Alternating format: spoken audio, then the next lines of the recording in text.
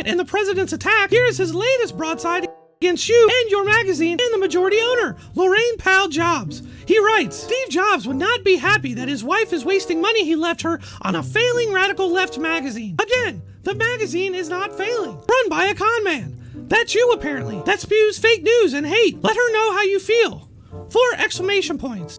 That seems ominous to me. Do you interpret that as a threat? Welcome back, everyone. I hope you all had a great Labor Day weekend. We're back today again to talk about Little Tater Stelter, the DNC operative and leftist propagandist from CNN. A man who makes his living bashing on his ideological and business competition in the media, but then gaslights the country every day with this idea, this warped idea that criticizing the media, or in this case, writing a letter to the editor, is some sort of threatening, ominous prospect. No, you did not misunderstand what I just said.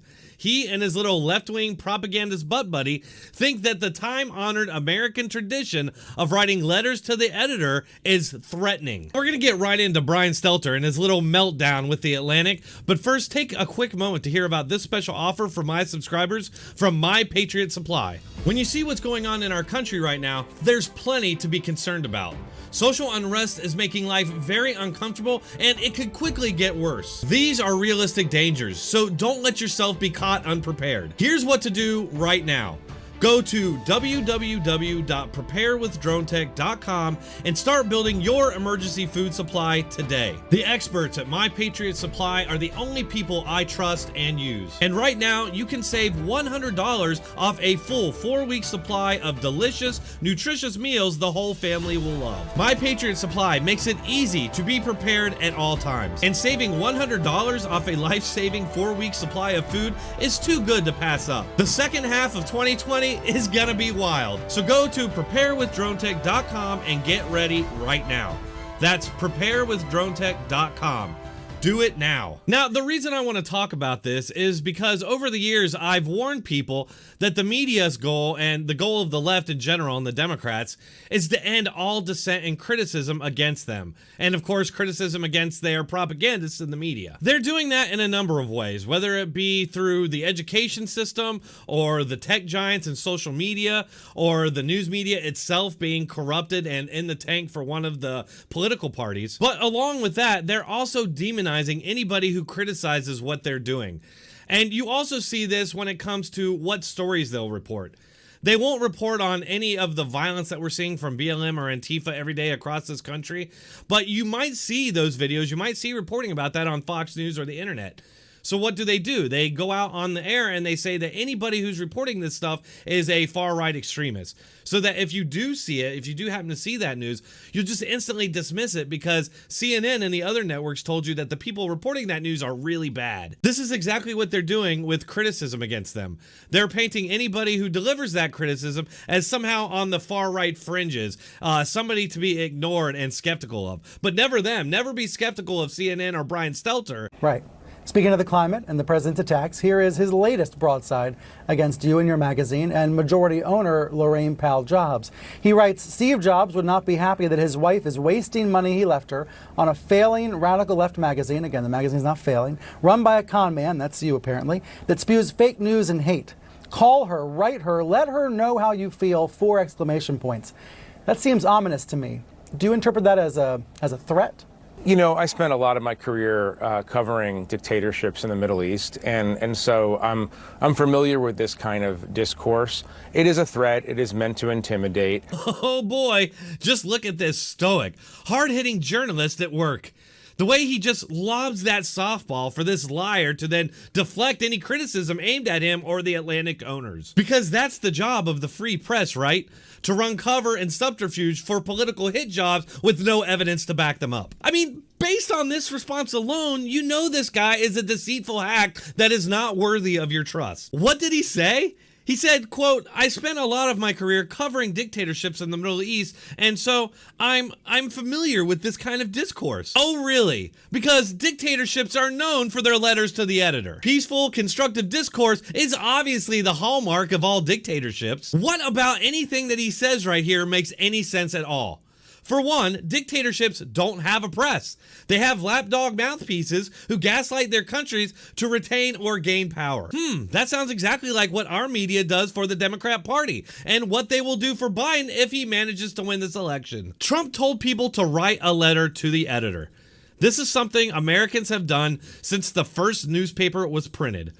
How in the world could something as productive as writing a letter to the editor be construed as a threat? The only way it could possibly be construed as a threat is if you're the bad guy and you're worried that you've been exposed. These are the very same people that call violent riots across this country for months on end mostly peaceful, in order to deflect any criticism of their foot soldiers. People in the media are not infallible or above criticism, especially when they're plainly and clearly partisan mouthpieces. They deserve all the criticism they're going to get because clearly their agenda is to deceive people, just like they're deceiving you about their partisanship. I would only say that we are neither failing nor a radical left. And I would also say, and I'm not speaking for the ownership or the management of the company, I would say that we have excellent owners who value editorial independence and integrity. Did he just say that they have owners that value independence? Come on now. Your owners have donated billions to the Democrat Party and Hillary Clinton in particular.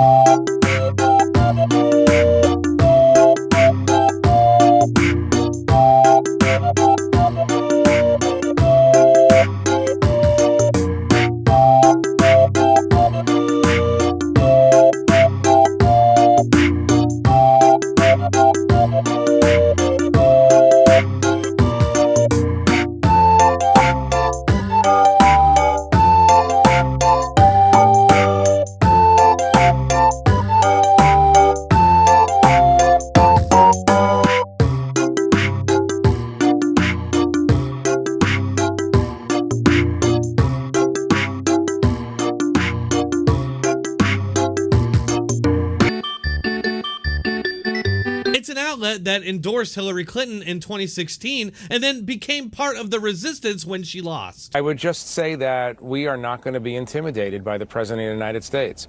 We're going to do our jobs, and I think that is true for a large number of outlets. His intense frustration, which comes out in these outbursts, comes from the fact that unlike dictators in other countries, he cannot simply shut down media outlets that he doesn't like. Right! That's because he's not a dictator.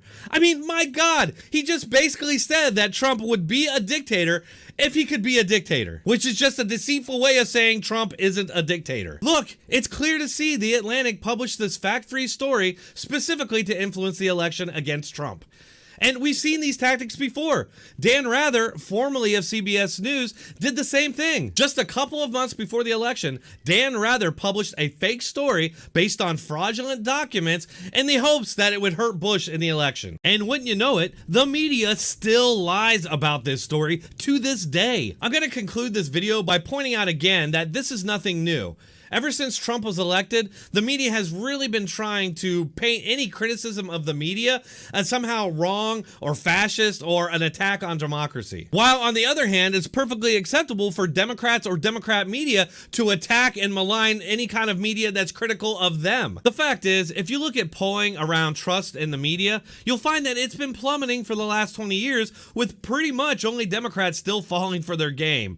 Or they're just going along with it because they see it as a means to an end. That's all for this episode. Please hit that like button, share, and subscribe. It really helps this channel.